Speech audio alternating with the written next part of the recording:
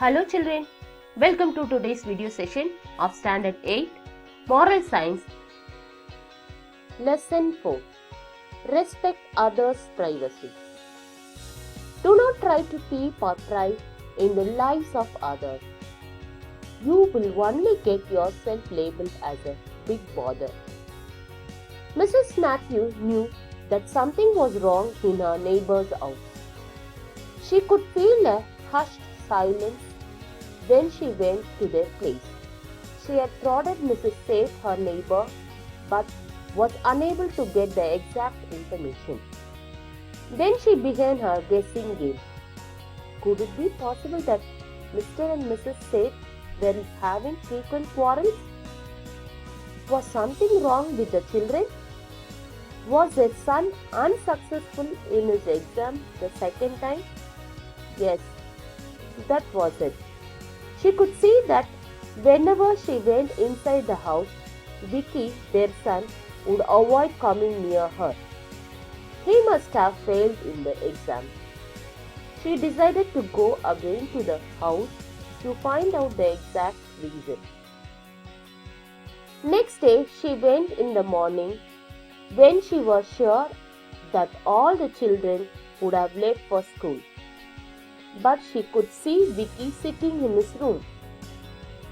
She started her gossip with Mrs. Safe, but her eyes followed Vicky. Suddenly she said, "Vicky, you did not go to school today?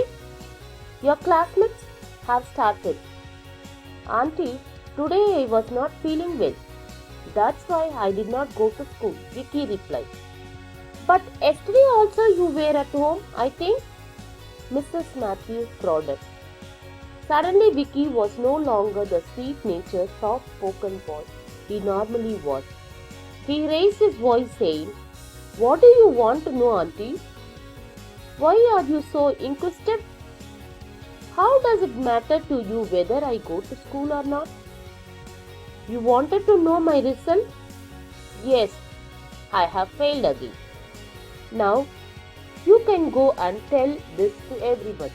Saying this and crying bitterly, rushed to his room. His mother rose immediately and followed him, while Mrs. Matthew was left alone in the room, wondering what she had said or doing wrong. She was unable to grasp that it was due to her inquisitive nature that a child was reduced to tears. Minding one's business is a very important social virtue. Each person is entitled to have his privacy. There are someone like Mrs. Matthews who have an offensive curiosity and they always try to pry into the secret of others.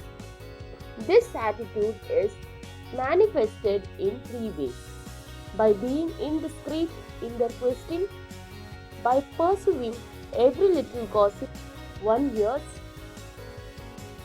by praying into private letters and documents. There are certain topics that prudent and factful person never brings up in an off-hand manner during conversation. One should not ask embracing questions. It was a moment of great embarrassment for Stella when her friend and neighbor remarked loudly in the class, "Stella, yesterday your parents were fighting at home." I could hear these voices in my balcony.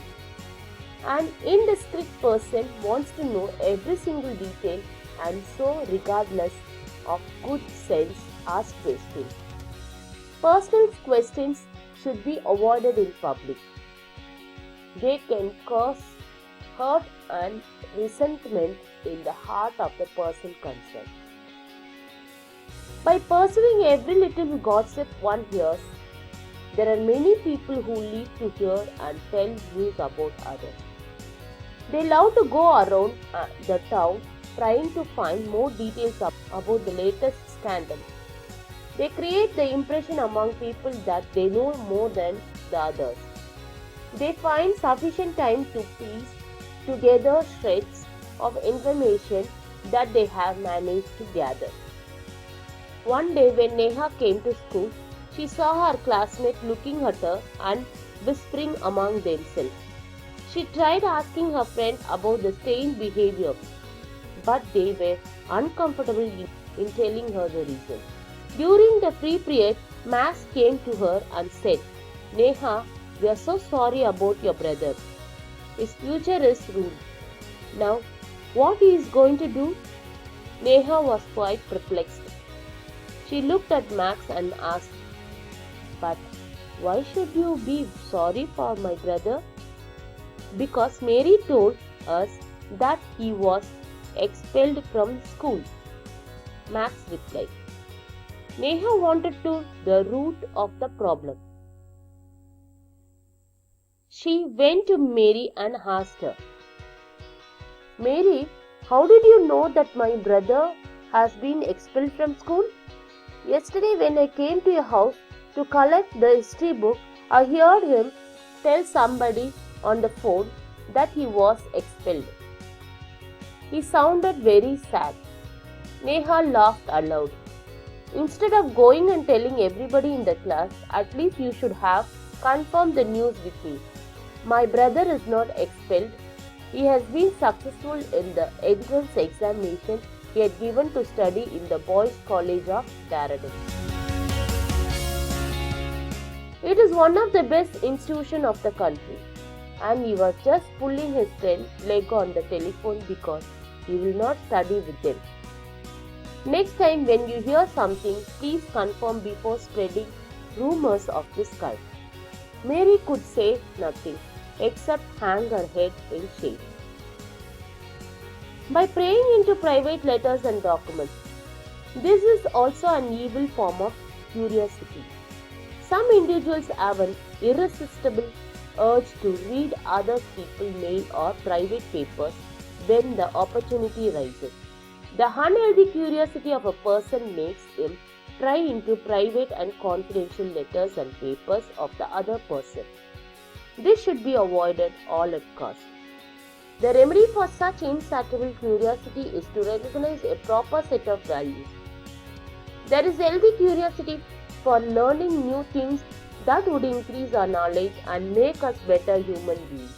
But unhealthy curiosity that feeds on the other people's lives can lead to self-destruction. Children should learn to mind their own business. They should not be guided by idle gossip mongers. The best way to avoid such people is to develop constructive hobbies. If we do not have the time to listen to the happenings in other people's lives, if we are not interested in spreading the personal matters of anybody, if we are least bit bothered about any information in the personal letters of our friends, only then we can escape from being labeled the gossip mongers. Thank you.